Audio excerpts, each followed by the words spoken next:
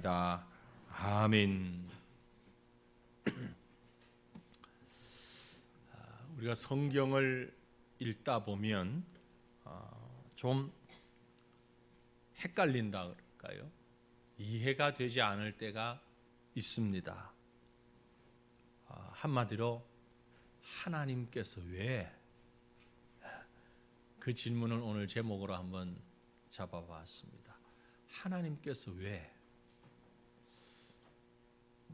보통의 사람, 보통의 생각으로는 이해하기가 좀 어려운 그런 상황들이 많이 있습니다. 특별히 사람에 대하여서 더욱 그렇습니다. 도저히 이해할 수가 없는데 왜 그렇지? 왜 그럴까? 고개를 갸우뚱거리게 됩니다. 예를 들어 보지요. 성경에 에서와 야곱 두 인물이 있습니다. 여러분, 지금까지 알고 있는, 지금까지 들었던 에서와 야곱에 대한 그런 선입견을 다 내려놓고 한번 생각해 보십시오. 에서, 야곱, 누가 더 멋있고 누가 더 남자다운 사람입니까? 어느 쪽이에요? 예, 야곱보다는 에서죠. 맞습니다. 에서는 남자답게 사냥을 하고 바깥에 나가서 활동을 하고 자기 일에 열심히 땀 흘리는 그런 사람이고, 야곱은 요즘으로 말하면 마마보이 같은 엄마 치마 폭에 있는 그런 사람입니다. 에서가 잘못한 것이라고 한다면 배가 너무 고파서 그 팥죽 쓰고 있길래 한 그릇 달라고 그랬고, 뭐라고 그러는데 야 그래 알았어 내 마음대로 해. 그러고 팥죽 한 그릇 얻어 먹은 거예요. 반면에 이 동생 야곱은 상당히 치밀하고 전략적이고 아주 음흉합니다. 딱 그 시간에 그 타임에 맞추어서 그 자리에서 팥죽을 쏘았어요. 형이 올 줄 알고 냄새 펄펄 풍기면서. 그죠? 야곱이라는 이름의 뜻에서 묻어납니다. 야곱 무슨 뜻인가 하니까 사기꾼 그런 뜻입니다. 혹은 지략가, 기회주의자. 좋은 말로 하면 지략가고 좀 나쁜 말로 하면 꾀돌이 그런 사람이죠. 잔꾀를 잘 부리는 사람. 그래서 나중에 이 야곱이 잔꾀를 가지고 살아갑니다. 그 평생을 보면 아주 이 꾀를 부리면서 잔머리를 잘 굴리고 그러다가 자기도 당하죠. 스스로도 그런 꾀에 속아서 아주 고통스러운 인생을 살게 됩니다. 그래서 우리가 이 두 사람을 딱 놓고 냉정하게 객관적으로 인간적인 시각으로 누가 더 나쁜 놈이냐? 누굽니까? 야곱이죠. 에서보다는 분명히 그렇습니다. 그런데 하나님은 누구 편이에요? 야곱 편이에요. 에서 편이 아니고 야곱 편이에요. 하나님은 왜? 그런 질문을 충분히 하게 됩니다. 그렇지 않아요? 또 한번 볼까요? 다윗과 사울 왕. 네, 우리 오늘 읽은 본문이 다윗의 한 부분을 읽었는데요. 사울이 하나님의 눈밖에 나왔을 때 처음에는 하나님 정말 경배하고 하나님도 그를 축복하고 하셨어요. 물론 하나님의 뜻이 계셨지만 하나님의 눈밖에 난 하나님 앞에 찍힌 결정적인 사건이 뭡니까? 전쟁하러 나가는데 먼저 하나님 앞에 제사하고 하나님을 경배하고 요즘 말로 얘기하면 하나님 앞에 예배 드리고 그 다음에 전쟁을 하러 가야 되는데 이 제사는 제사장만 집례할 수 있단 말이에요. 근데 문제는 어디서부터 생겼느냐? 제사를 집례해야 할 제사장 사무엘이 약속보다 지각을 했어요. 약속 시간에 늦었어요.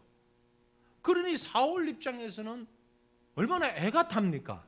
지금 전쟁 막 해야 하는데 다른 것도 아니고 전쟁을 하려면 시간을 다 맞춰서 그 생각한 타이밍이 있는데 그래서 그 시간에 제사장들을 오라고 그랬는데 제사장이 오겠다고 약속해놓고 그 시간에 안 왔어요. 한참 늦었어요. 그러니 사울이 너무 조급하고 답답하니까 여러분 같으면, 우리 같으면 야 그만 두고 가자. 그리고 전쟁에 나갈 수도 있을 텐데 그래도 사울은 뭐했냐요? 예배드렸어요. 제사드렸어요. 대신 자기가 집례를 했단 말이에요. 제사장이 늦으니까 보세요.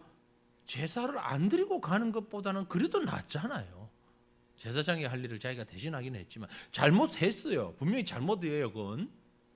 하지만 좀 사정은 봐줄만 하잖아요. 정상 참작. 제가 사울의 변호인이라면 충분히 얘기할 수 있는 변명이 되잖아요.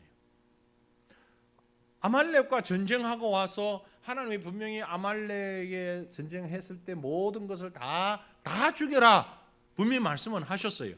그런데 사울이 아주 살찐 것들은 짐승을 그대로 가지고 옵니다. 그래서 엄매 하고 소리를 내니까 사무엘이 저게 무슨 소리냐? 저거 하나님 앞에 제사 드리려고 너무 보니까 이 녀석들이 기름지고 좋아서 제사 드리려고 가지고 왔습니다. 다 죽이라고 그러는데 왜 가지고 왔느냐? 물론 하나님의 말씀 맞어요. 근데 사울 입장에서 그 다르게 쓰려고 한 것도 아니고, 그리고 살찐 놈 가지고 와서 자기 배에 기름칠 하려고 먹고 마시고 즐기고 한 것 아니고 제사용으로 가져왔다 그러잖아요. 잘못했죠. 잘못했지만 그래도 한 봐줄 수는 있잖아요. 하나님 앞에 제사 드리려고 가져왔다는데.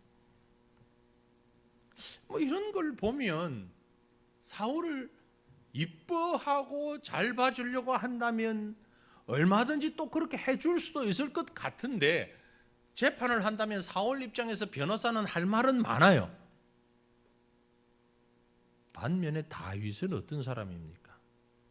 다윗 남편 있는 여인과 간음을 했어요. 그것도 자기를 정말 충성스럽게 뽑히라는 장수의 아내를, 1급 참모고 다윗에게 정말 충성을 다하는 우리아를, 그 아내를 범했단 말이에요. 근데 그것도 잘못했지만 그 다음에 처리하는 것 보세요. 어떻게 처리합니까? 전쟁에 나가 있는 우리아를 급하게 부릅니다. 불러서는 집에 가서 자라고, 등 떠밀어 가지고 집에 가서 자라고. 속셈이 뭐예요? 아이를 가지라는 얘기예요. 낳으면은 요즘처럼 뭐 유전자 검사를 하겠어요? 친자 확인을 하겠어요? 그런 거 없으니까 딱 그 맞춰서 아이를 가졌네. 그리고 애가 낳았는데 이상하게 왕을 많이 닮았어. 그러면 야, 왕을 많이 쳐다봐서 많이 닮았나 보다. 뭐 대충 이렇게 해서 넘기려고 지금 속셈이 그거잖아요. 뻔하게 속셈 보이잖아요. 얼마나 얍삭하고 기만적입니까? 그런데 이 우리아가 또 얼마나 충성스러운지 그 다윗의 계략에 말려들질 않아. 와가지고도 지금 전쟁 중인데 제가 어떻게 집에 가서 발 뻗고 등 따시고 그렇게 자겠습니까? 왕의 옆에서 내가 이 궁에서 벗어날 수가 없습니다. 이렇게 또 충성맹세를 하고, 이러니 다윗의 마음은 애가 타잖아. 결국 어떻게 해요? 다시 전쟁에 내보내서 다른 부하를 시켜서 그를 뒤에서 죽게 만들잖아요. 얼마나 야비합니까? 정말 우리 인간적으로 봤을 때 다윗이 얼마나 야비해요. 간음죄에, 거짓말에, 살인죄까지 아주 악질적인 죄인이에요. 좀 전에 우리 사울과 다윗 둘의 죄를 저울에 달면, 뭐 둘 다 죄를 지었으니까 잘못은 분명한데, 둘의 저울에 놓고 달면 누구 죄가 더 무거워요? 사울이 더 나쁜 놈입니까? 다윗이 더 나쁜 놈입니까? 죄송합니다. 놈이라고 해서 근데 우리가 지금 재판하는 입장에서 한번 보자고. 누가 더 큰 죄를 지었어요? 판단이 안 서요? 아니, 지금까지의 다윗에 대한 좋은 감정 그거 다 내려놓고, 인간적인 그런 감정 다 내려놓고 요 사건들만 비교해 보면 누가 더 잘못이 커요? 분명히 다윗이죠. 그죠? 초등학교 학급에 가가지고 모의 재판을 해도 이건 분명해요, 답은. 그런데 하나님은 누구 편이에요? 다윗 편이에요. 자, 여기서 우리가 하는 질문이 나옵니다. 왜? 하나님께서 왜 야곱을 편들고 왜 다윗을 편드시나? 하나님이 왜 그래 불공평하시지? 하나님은 왜 그렇게 판단을 제대로 못하시지? 이런 마음 드셨어요? 안 드셨어요? 성경을 몰라서 그런 생각도 못 해봤습니다 하는 분은 회개하시고 성경을 더 많이 읽으셔야 되고, 그런 마음이 들었지만 나는 이해할 수 있습니다 라는 분 가운데는 아주 신학적인 그 수준이 뛰어나시거나 아니면은 생각을 안 해보셨거나 그럴 수 있죠.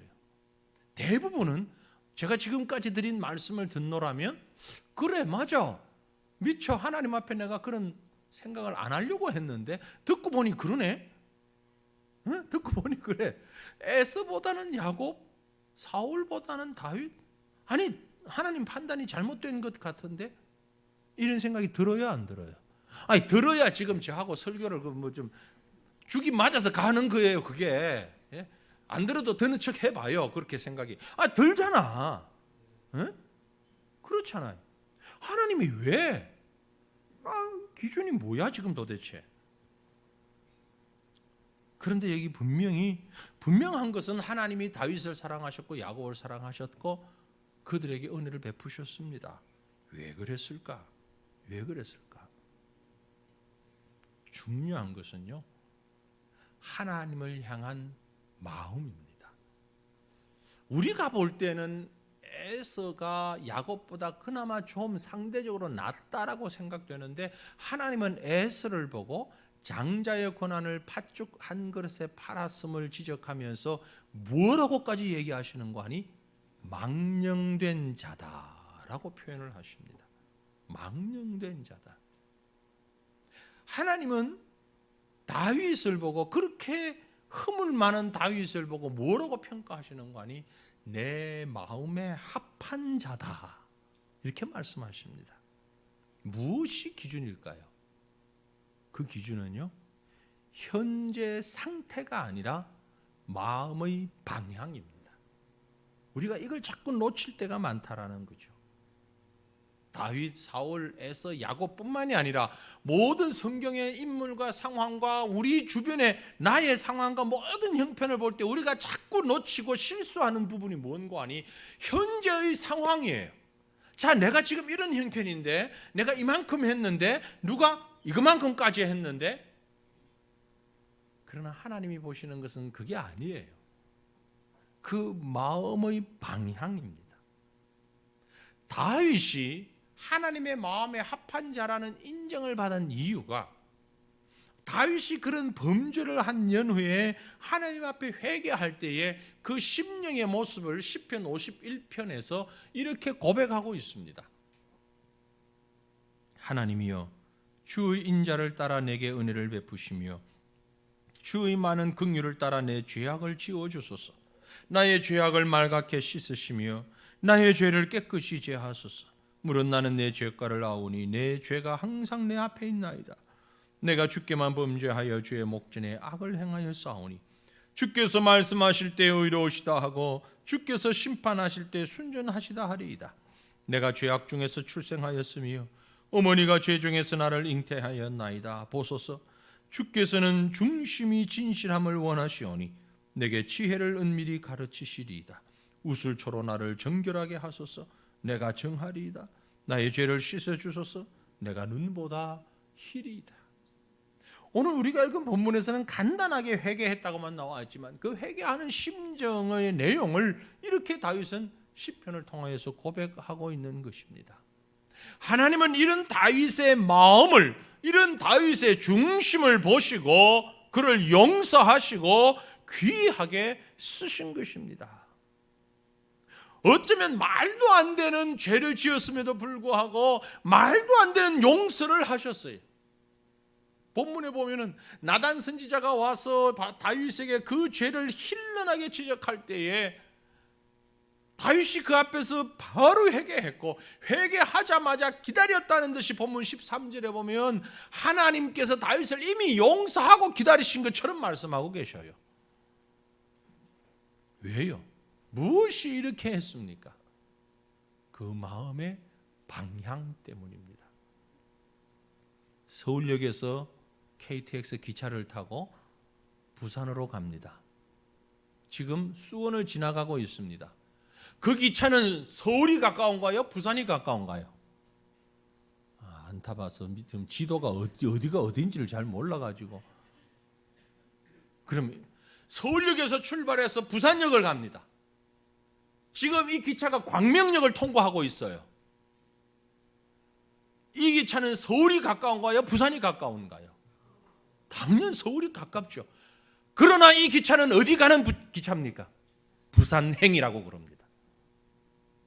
광명행이요, 서울행이 아니고 서울을 금방 출발해서 아직 서울이 가깝지만 이 기차는 분명히 부산행 열차예요. 현재 위치는 서울이 너무너무 가까워요. 무슨 말씀입니까? 우리가 예수를 믿고 하나님의 사람이 되었어요. 기독교인이라고 그럽니다. 성도예요. 집사고 장로고 권사고 목사예요. 그런데 그 하는 꼴을 보니, 하는 모습을 보니 뭐예요? 세상 사람보다 못해요. 불신자보다 못해요. 스스로도 다른 사람도 생각하면서 예수 믿는 사람이 왜 저래? 저런데도 하나님이 사랑하시나? 그러나 분명한 것 한 가지 있습니다. 뭡니까? 그 사람은 성도예요. 예수 믿는 사람이에요. 왜요? 천국을 향해서 가고 있단 말이에요. 지금 천국행 열차를 타고 있는 사람이란 말입니다. 그 사람은 이제 천국에 이를 거란 말이에요. 지금은 아직 용산역도 못 벗어났지만, 아직 광명역 지나가고 있지만, 이제 겨우 수원역 통과하고 있지만 그 사람은 분명히 천국행을 타고 있는 사람이란 말이에요. 이해가 되십니까? 하나님은 현재의 위치를 보고 판단하시는 것이 아니라 어디를 향하고 있는가를 보고 판단하신다는 말이에요. 그걸 믿음이라고 그러는 겁니다. 이 믿음이 우리 속에 있을 때에 그 마음을 주님께서 보시고 구원하시고 사랑하시고 복 내려 주신다는 사실을 믿으시길 바랍니다. 그게 바로 하나님이 바라보시는 마음입니다. 하나님은 우리의 중심을 보신다고 말씀하셨어요. 우리는 이 말씀을 자꾸 오해를 합니다. 하나님은 외모를 보지 아니하시고 우리의 중심을 보시느니라, 이 말을 하나님은 우리의 진실한 마음을 꿰뚫어 보신다 이렇게만 생각하시는데, 그보다 더 큰 의미가 금방 제가 말씀드린 거예요. 사람은 외모를 보지요, 다른 말로 사람은 현재 상태를 보지만 하나님은 중심을 보신다. 하나님은 방향을 보신다. 그런 뜻입니다. 우리가 누구를 향해서 지금 살아가고 있는가? 누구를 바라보며 살아가고 있는가? 자, 그렇다면 하나님을 바라보는 마음의 중심, 구체적으로 어떤 것을 말합니까? 오늘 간단히 몇 가지만 말씀드립니다. 첫째는 주님을 진심으로 사랑하는 마음, 그것이 하나님을 향한 마음입니다. 주님 사랑하십니까? 사랑하십니까? 진짜로요? 진실로 사랑하십니까? 이 사랑은 행위나 입술의 말이 아닙니다. 우리 마음의 중심을 얘기하는 거예요. 마음의 중심이 하나님을 진실로 사랑하는가라는 얘기입니다. 누가 그러더라고요. 사랑하는 데는 돈이 든다고. 그 말을 일면 이해가 됩니다.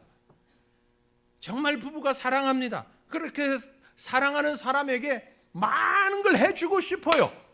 예? 다이아몬드도 이만한 거 사주고 싶고, 우리 남자 성도님들 그렇죠? 그렇죠? 사랑하는 아내에게 이만한 다이아몬드도 이만한 목걸이도 사주고 싶죠? 빨리 대답을 해요. 그래야 오늘 기회는 찬스인데. 그래요, 안 그래요? 마음은 그래. 근데 현실은 네 역할 위에 있는 것도 사주기가 힘들어. 하지만 마음은 진짜로 이만한 걸 사주고 싶다. 그 마음이 뭐예요? 사랑이요. 그 마음을 부인들이 좀 알아달라는 얘기예요. 하나님도 그 중심을 보신다 이 말이에요. 중심을. 현실은 정말 마음은 은이지만 현실은 그만한 상황이 안 돼서 형편이 안 되기 때문에, 하지만 마음만큼은 주님을 진심으로 사랑하는 것처럼 아내를 진심으로 사랑하고 있고, 그 진심을, 그 중심을 하나님이 보시고 야곱을 택하셨고 다윗을 택하셨다, 그 말씀입니다. 방향성. 부활하신 예수님께서 왜 베드로에게 나타나셔서 뭘 확인하셨습니까? 베드로야, 시몬아, 이 모든 사람들보다 네가 나를 더 사랑하느냐? 그 사랑을 물으신 거예요. 비록 배신했지만, 비록 안 할 말을 했지만, 정말 하지 말아야 할 행동을 했지만, 그러나 베드로야, 너의 방향이 지금 주님 사랑하느냐? 그거 확인하신 거예요. 예, 주님, 제가 주님 사랑합니다. 그래, 너 방향을 제대로 잡았구나. 그러니 이제 내 양을 먹이라. 그래, 아직은 부족해. 아직도 모자라. 그래도 내 양을 먹여. 왜? 방향 바로 잡고 있으니까. 사랑하는 성도들이요, 가룟 유다가 나쁜 사람입니까? 베드로가 나쁜 사람입니까? 사실 가룟 유다는 똑똑한 사람이에요. 그렇죠? 요즘으로 말하면 가룟 유다가 열심당에 속해 있었거든요. 열심당원. 요즘에 우리가 이해하기 쉽게 열심당원이 누구냐면 독립운동가예요. 독립운동하는 나라 조국의 광복을 바라보면서 로마의 탄압 아래에 있는 우리나라를 어떻게 하든 되찾아야 된다, 살려야 된다. 그리고 모인 사람들이 열심당원들이에요. 가룟 유다는 그 중에 한 사람이었습니다. 그래서 예수님을 따라다니면서도 눈이 오나 비가 오나 낮이나 밤이나 머릿속에 생각하는 우리나라를 어떻게 해야 구할까? 어떻게 해야 이 민족을 살릴 수 있나? 우리보다 훨씬 나은 사람이에요. 그리고 머리 계산은 또 얼마나 빠르게 해요. 뭐 숫자에 밝아가지고 계산도 척척척척 하는 아주 사리 분별이 분명한 사람입니다. 그러나 뭐가 문제였어요? 그 방향이 잘못됐단 말이에요. 방향이. 주님을 바라보고 하나님 나라를 향한, 하나님을 향한 방향이 아니라 세상의 나라와 세상의 성공을 바라보는 방향이었다는 말씀입니다. 여러분, 정말 주님 사랑하십니까?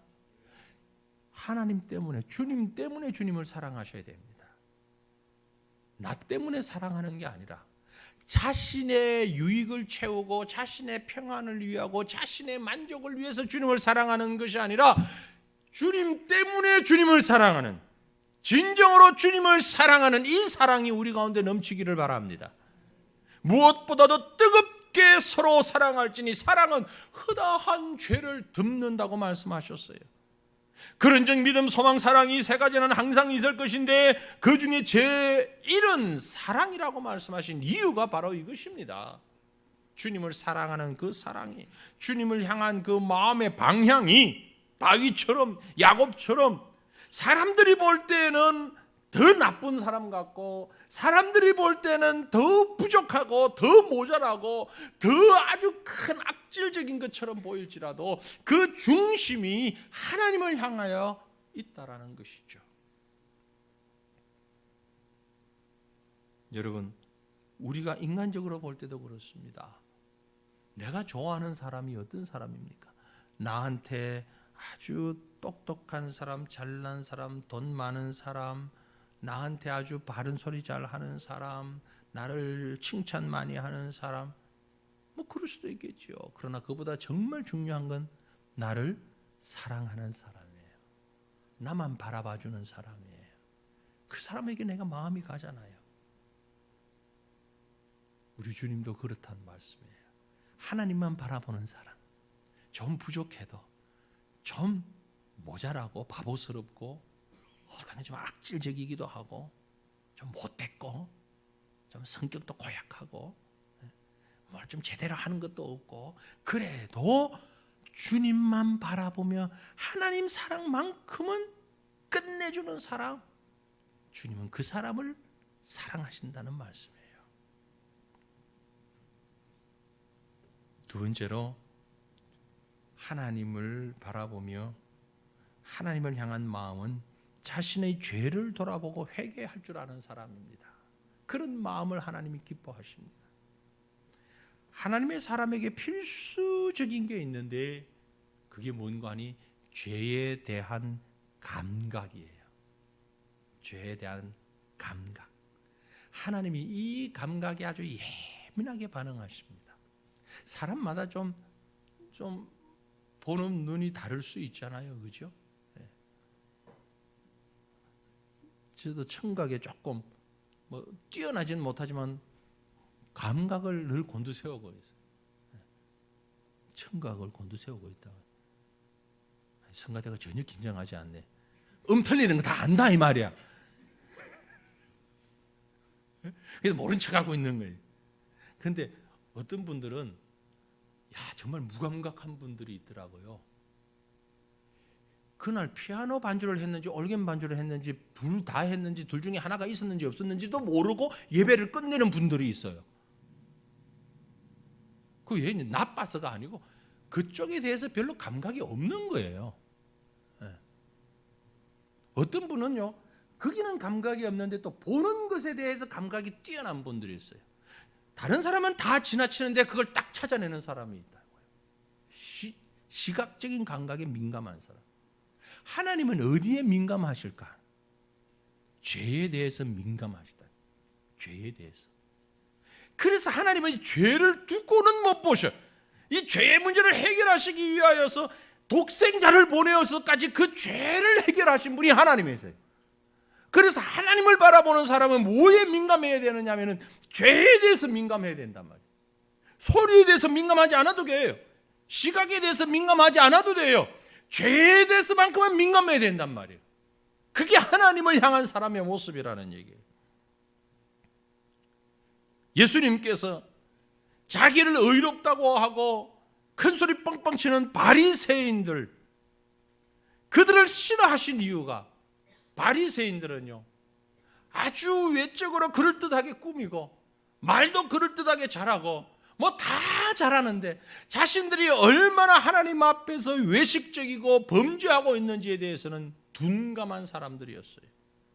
그러나 주님 앞에 찾아온 세리와 창녀들은 자기들이 얼마나 연약한 자며 얼마나 범죄하고 있는 자들인지를 아는 자들이었어요. 그래서 주님 뭐라고 말씀하셨어요? 건강한 자에게는 의원이 쓸데없고 병든 자에게라야 쓸데있다고. 기독교인은 어떤 사람이냐? 내가 뭐든지 의롭고 나는 죄 없고 나는 선하다고 여기는 사람들이 아니라 모든 일이 있어서 내가 얼마나 죄악되고 얼마나 죄가 많으며 그 죄의 문제를 하나님이 아니면 해결할 수 없다는 사실을 날마다 고백하고 깨닫고 민감하게 살아가는 사람들이 진정한 성도란 말이에요.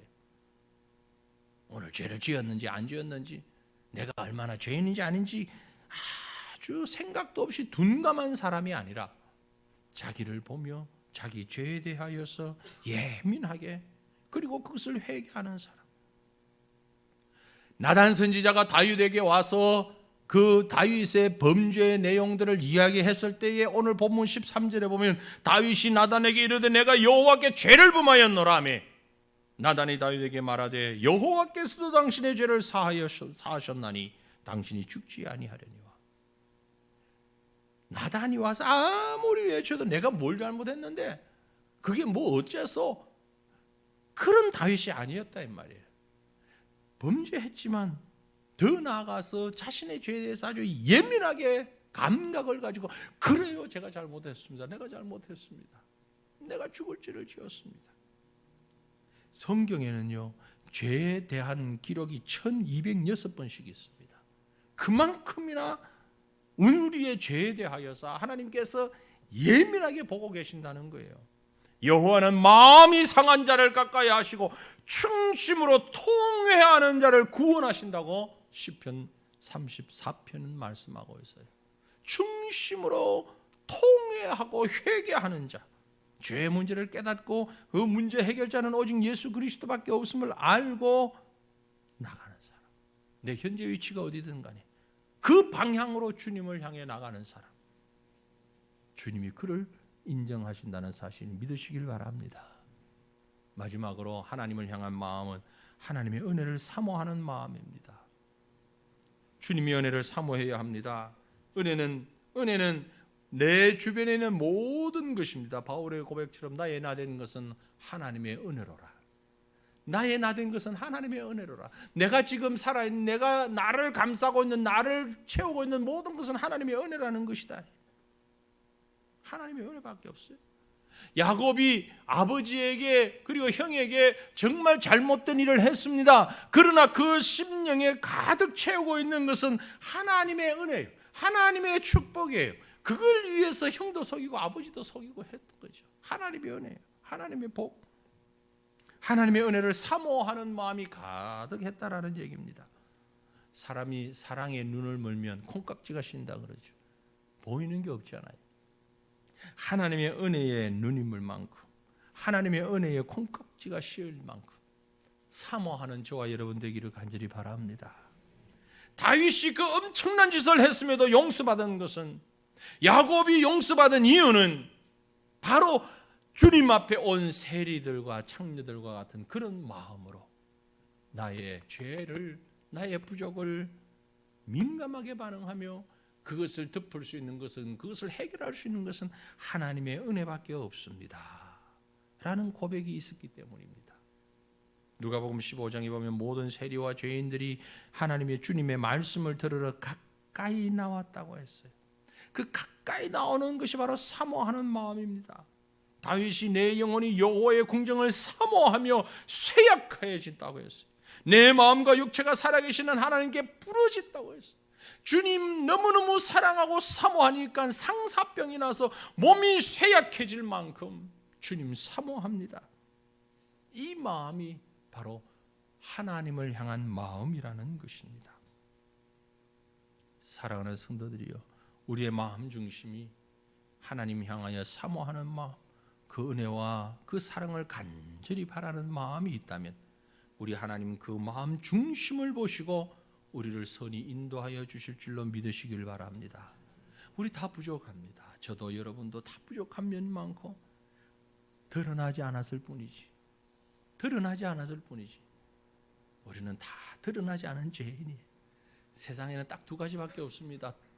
죄가 드러나는 죄인과 죄가 드러나지 않은 죄인밖에 없어요. 의인은 아무도 없어요.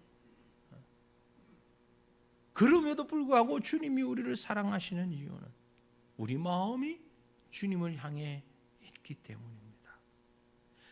주님을 바라보고 하나님을 바라보고 나아갈 때엔 내 모든 삶의 그림자는 내 뒤로 가고 오직 밝은 빛만이 내 인생을 비출 것입니다. 그러나 우리가 주님을 등 돌리는 순간 우리의 앞은 항상 그림자가 떠나지 아니할 것입니다. 사랑하는 성도들이여, 지금 나의 수준이, 나의 현 위치가 어디인가 늘 살펴야 하지만 그것 때문에 주님이 우리를 받으시거나 그것 때문에 주님이 우리를 버리시는 것이 아니라는 사실을 기억하십시오. 내가 부산까지 가야 되는데, 광주까지 가야 되는데 아직 용산역도 못 벗어나고 있다 할지라도 우리는 구원받은 자의 반열에서 그곳을 향해 가고 있습니다. 뒤돌아서지 마십시다. 주님만을 향하여 바라보시고, 그때 하나님께서 왜 이 질문에 대한 해답이 아주 선명하게 나타납니다. 하나님 바라보기 때문에, 주님 바라보며 나가기 때문에, 주님을 바라보고 죄에 대해서 민감하며 은혜를 사모하는 마음으로 오늘도 하나님 앞에서 인정받고, 그래서 이 땅을 살아가는 동안에 하나님의 사랑을 계속해서 경험하며 살아가는 저와 여러분 되시기를 주님 이름으로 축원합니다.